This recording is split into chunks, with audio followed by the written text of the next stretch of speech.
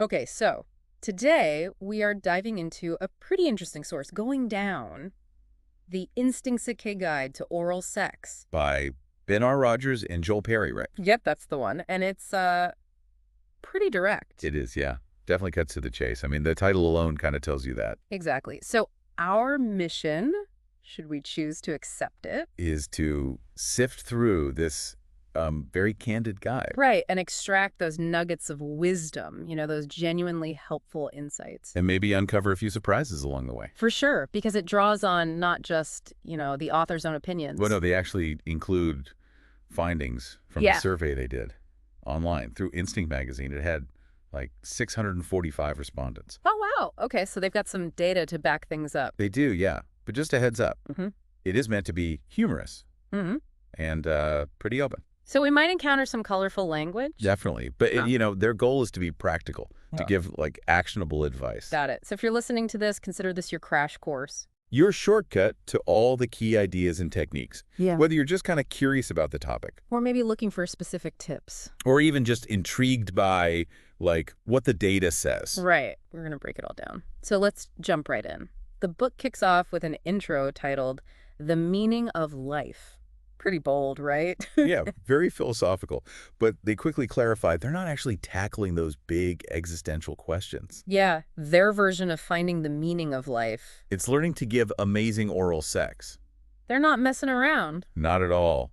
And it's funny, they basically say they got tired of hearing about, bad experiences. Like people not really knowing what they're doing. Exactly. And they figured, why not try to make things better? I mean, it makes sense. They see oral sex as a pretty important part of a good sex life. Oh, absolutely. Mm-hmm. But they argue that it often gets overlooked, compared to other stuff. Like, it doesn't get the same attention. Right. And people maybe don't focus on getting better at it. They even suggest that some people see it as a chore. Ah, I see. Like an obligation rather than something fun. Yeah, exactly. And they want to change that. So, regardless of whether you're a total newbie, Or you've got tons of experience. they're aiming to offer something for everyone. That's the goal, yeah. And one thing they make clear from the start. Oral sex should be enjoyable for everyone involved. Not just something you gotta do. Definitely not. It should be something you actually want to do. Okay, I like their style. So, chapter 1 is called What's Not to Love. What's in there? So they start by tackling some of the hesitations people might have, like common anxieties about giving or receiving, That makes sense. There's probably a lot of that going around. for sure. And one of the first things they address is, gender stereotypes. Like the idea that men want it more than women. Exactly. And they pretty much dismiss that. They don't buy it. Nope. Their argument is that when it's done well, everyone enjoys it. Fair enough. Do they talk about, like, practical concerns, too? Oh, absolutely. They don't shy away from any of that. Things like bad breath, hygiene. Yep, all of that. And then, of course, worries about penis size Oh, yeah, that's a big one. and, performance anxiety in general. Makes sense. It's all part of the equation. It is, yeah. And right off the bat, they bring in some of their survey findings. For example, they found that 54% of men said they never have to, coax their partner into giving them a blowjob. Oh, wow. That's higher than I would have thought. Right. It kind of challenges that stereotype that a lot of women are reluctant. It suggests that for a lot of men, their partners are actually into it. Interesting. What else did they find? Well, they also found that 56% of women feel like they give their partners enough oral sex. So they're content with, like, the amount they're giving? Yeah, it seems that way. Which brings up the idea of reciprocity, right? Oh, right. It's not just about one person doing all the work. Exactly. The authors really emphasize that. They're big on the idea that a good sexual experience, including oral sex, is about mutual pleasure. Both partners giving and receiving. Right. It's about that balance. They Yeah. even talk about STIs. Oh, that's important to address. Definitely. They point out that the risk of transmission through oral sex is generally lower than with, intercourse. But I'm guessing they also say that lower risk doesn't mean no risk. Oh, absolutely. They're Yeah. very clear about that. They still advise caution and being open with your partner about your sexual The health. communication is key. Always. And one thing I thought was interesting is how they compare effort and reward. Okay, what do they mean by that? Well, they suggest thinking about all the effort we put into other things in life. Like work, errands, that kind of stuff. Exactly. Things that aren't always super fun. And they say that, compared to that, the payoff from investing effort in good oral sex is totally worth it. It's about perspective, right? Yeah, like reframing it as something pleasurable and connecting rather than an obligation. I like it. And they also talk about those societal pressures, Mm-hmm. those expectations that can make things stressful. Like worrying about being good at it. Yeah, exactly. They want people to relax and enjoy it more. And how do they suggest doing that? Their big thing is attitude. They say that going into it with enthusiasm, or at least an open mind, is so much better than feeling resentful or obligated. Makes sense to me. All right, chapter 2. You don't know dick. I see what they did there. Very subtle. So what's this chapter all about? It's all about male anatomy, the basics. Penis 101. Exactly. But they managed to, teach the basics while still being funny and, Direct. oh, very direct. They started by explaining the key parts. You got the shaft, the head, which they also call the glands, Okay, I'm with you so far. the foreskin, if it's there, Right. and then the frenulum, which is that little bit of skin on the underside. Yeah. They even tell you to look at the illustration on page 25 if you want a visual. So they're not assuming everyone's an expert? Nope, they cover all the bases, and then they explain, like, how an erection works. Which is? Basically, blood rushes into these spongy tissues inside the penis, specifically the corpus cavernosum. Okay, that's good to know. It is. Yeah. And then they move on to circumcision. That makes sense. Some guys are, some guys aren't. Exactly. And they talk about, like, how the presence or absence of the foreskin can affect sensitivity. Interesting. And I'm guessing they don't forget about the balls. Of course not. They explain what they do, producing sperm, and how they need to stay a bit cooler than the rest of the body. Why is that again? Something about sperm production working best at a slightly lower temperature. Uh-huh. The more you know. Right. And they also emphasize that, yeah, the testicles are sensitive to touch. So not just something to ignore. Definitely not.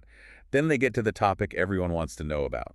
Penis size. You got it. I'm all ears. Well, they do a good job of debunking myths and saying that size isn't everything. Because it's really about pleasure, right? Exactly. But, for those who are curious, they do give some average measurements. Hit me with the stats. All right, so when it's flaccid, the average is about 5.5 inches long and 3.9 inches in girth. Okay, that's helpful. Well, they also say that when erect, it's a bit over 5 inches long and 1.5 inches in diameter. But they really stress that these are just averages. Some are bigger, some are smaller. Exactly. And pleasure is influenced by so much more than just length or girth. Makes sense. Oh, and they briefly mention piercings. Like Prince Albert's and stuff? Yeah, Prince Albert's, Ampelangs, all that. And get this, 59% of people in their survey said genital piercings were a turnoff. Really? Huh. Yeah, so that's something to consider. Definitely food for thought. What else? Oh, they also talk about grooming. Like manscaping. Yeah. They say that trimming or even shaving pubic hair can increase sensitivity. Makes sense. Less hair in the way. Exactly. And then to wrap up the chapter, they have a little quickie quiz. Sounds fun. It is, yeah. It's just a lighthearted way to check if you've absorbed the anatomy lesson. I like that. Keep it light and breezy. Okay, what's next? Chapter 3, hot spots. And this is where they move beyond just the penis itself. Okay, so like other erogenous zones. You got it. They're saying that pleasure can be found in more places than you might think. I'm intrigued. Tell me more. Okay, so they start with the thighs. Really? Yeah, they say the inner thighs can be surprisingly sensitive. And they recommend techniques like rubbing, stroking, even light squeezing. Okay, I'm taking notes. And then they get a little more adventurous. They talk about the butt and the perineum. The perineum. Remind me what that is again? It's that area between the genitals and the anus. Ah, right. And they mention like rimming and applying pressure. They even threw in a stat, 49% of men prefer to perform oral sex on a circumcised penis. Wow, that's specific. I know, right? Yeah. It just goes to show that everyone's different. What else do they talk about? Well, they suggest incorporating rubbing and kissing the stomach. As part of foreplay. Exactly. They say it can be a nice way to build arousal. I can see that. And then they mention nipples. Wait, really? Guys like that? Some guys do, yeah. They talk about nipple play and even using nipple clamps. Huh, interesting. They do acknowledge that it's not for everyone, though. Oh, and randomly, 17% of straight men surveyed have had 20 or more sexual partners since they turned 18. Wow. That's a lot of partners. It is. Okay, what else? What else? Oh, hair pulling. Like on the head? Yeah, or anywhere, really. They say that gentle hair pulling can be pleasurable for some people. I can see that. Right. It's all about exploring different sensations and finding what works for you. And of course, they give a very practical piece of advice. Use lube. Oh, that's important. So important. It helps with comfort and can make things feel way better. Good reminder. Okay, I'm ready for the next chapter. All right. Chapter 6 is all about deep throating. Ooh, that's the one everyone's curious about. It is, yeah. It has this kind of mystique around it. Yeah, like it's this difficult thing to master. Right. But the authors start by, demystifying it. They acknowledge the interest, but also, the challenges. So they break it down. They do. They start with a basic explanation of the anatomy involved. Like the back of the throat. Yeah, the oral cavity, the pharynx, the epiglottis. Epiglottis. There's a word I haven't heard in a while. Right. They even have an illustration on page 80 if you want to see what all that looks like. So they're being thorough. Very thorough. And then, of course, they address the dreaded gag reflex. The bane of many a deep throat enthusiast. Exactly. But they explain that it's actually a protective mechanism. To stop us from choking. Exactly. It's your body trying to keep you safe. But they don't just leave it at that. They also give some tips for managing it. Like how to make it less sensitive. Yeah. They suggest practicing with, a banana, trying to take more and more in. Okay, that makes sense. Get used to the feeling. Right. They also say relaxation and breathing are super important. I guess being tense would just make the reflex worse. Probably. And they're very big on safety. Right. Don't force anything and pay attention to your breathing. Good advice. Can't get too carried away. Oh, and they throw in another random fact. The average age a man starts producing sperm is 12 and a half years old. Just a little biology lesson. Why not? Exactly. And finally, they talk about why people want a deep throat in the first place. I mean, I think the reasons are fairly obvious. Well, yeah, there's the, sense of accomplishment, the ego boost. Bragging rights. Exactly. But they also talk about the pleasure aspect for both partners and just, a sense of adventure. Try new things. Exactly. Yeah. Okay, ready for Chapter 9? Hit me. What's this one about? Chapter 9. Location, location, location. Okay, I'm sensing a theme here. It's all about getting out of the bedroom. Spicing things up. Yeah, they're saying that different environments can make oral sex way more exciting. Oh, I can definitely see that. And they have some wild stories in this chapter. They tell. Well, they talk about people doing it on airplanes, in restaurants, on cruise ships. Wow. That's taking it to a whole new level. Right. Even a police station. Okay, that one's a little too risky for me. Yeah, that's definitely pushing it. But they break down why these locations are so arousing for some people.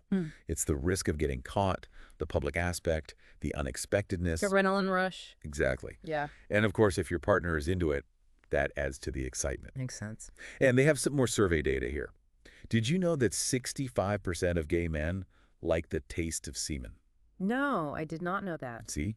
You learn something new every day. What other stats did they have? Well, this one's important.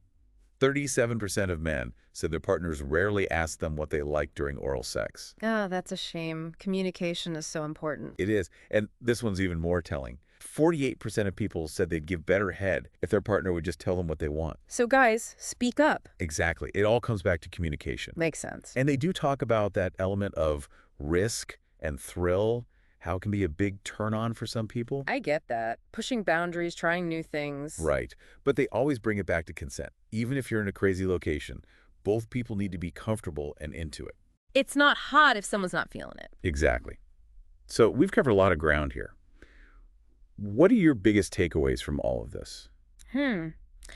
Well, I think the authors really want to, normalize oral sex. Oh, definitely.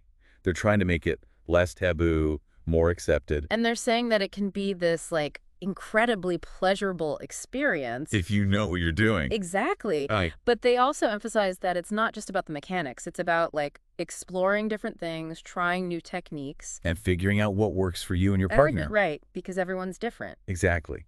And communication. That's a huge takeaway. Being open and honest with each other. About what you like, what you don't like. Yeah. And just in general, creating a fun and relaxed atmosphere. Because at the end of the day, it should be something enjoyable. Not a chore. Exactly. That's their whole message. I love it. So we've gone through the how-to, the why. We've explored all the different aspects, the tips, the techniques. But now I want you to think about something. Okay, I'm listening. This guide gives you a lot of practical information. But how do your own personal comfort levels and experiences shape your approach to oral sex? Ooh, that's a good question. Right. Because everyone brings their own baggage, their own beliefs and assumptions to the table. What are those unspoken things that might be influencing your own pleasure and your connection with your partner? That's definitely something to think about. It is, and it's a conversation worth having. But that's all the time we have for today. Until next time. Thanks for joining us for this deep dive. We'll catch you in the next one.